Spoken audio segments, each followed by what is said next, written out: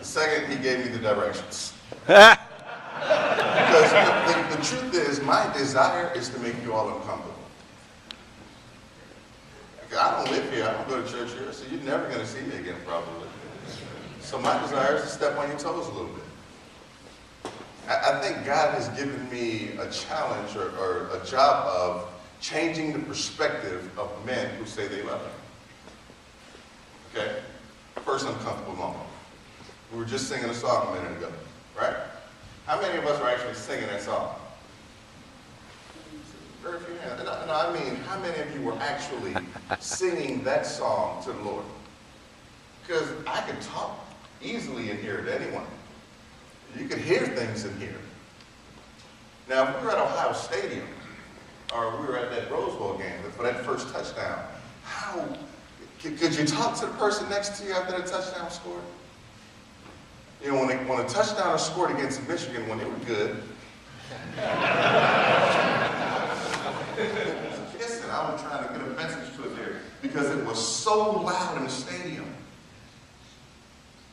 All these people on a Saturday were there to, in some ways, worship a football team.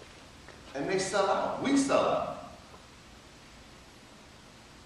But as men, when we have an opportunity to praise and worship the Lord, if we don't sell out in that moment, then we're missing something.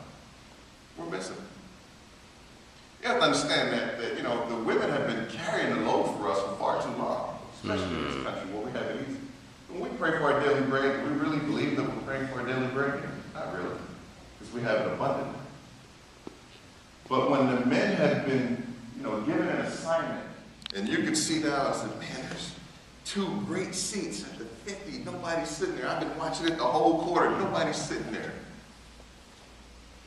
And if you could kind of make your way, I know they got tight security in the stadium, but if you could make your way down there to get those good seats, would you?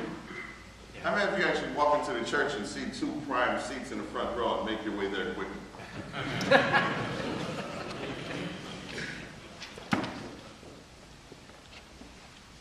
Perspective. We experienced it.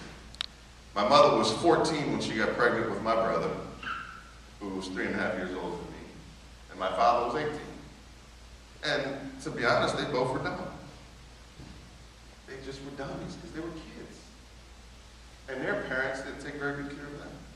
So my father liked to drink a lot, and my mother had a problem with drug use. I went from, you know, my mother was addicted to crack cocaine when she was pregnant with me and my brother. And how I came out with all my parts functioning, working, is only one answer: Jesus Christ. When I was, I don't want you to get too somber. This is a story of victory, so this is not the only thing. You're looking at me too.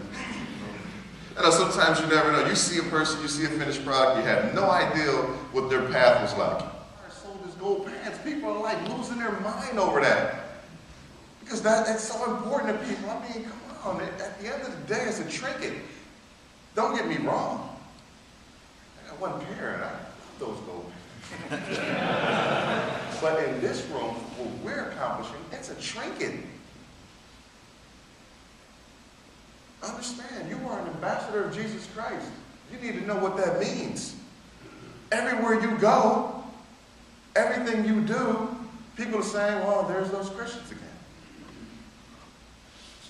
And if you don't walk it out, then that gives everybody else who's not a Christian to continue to live the life that they want to live.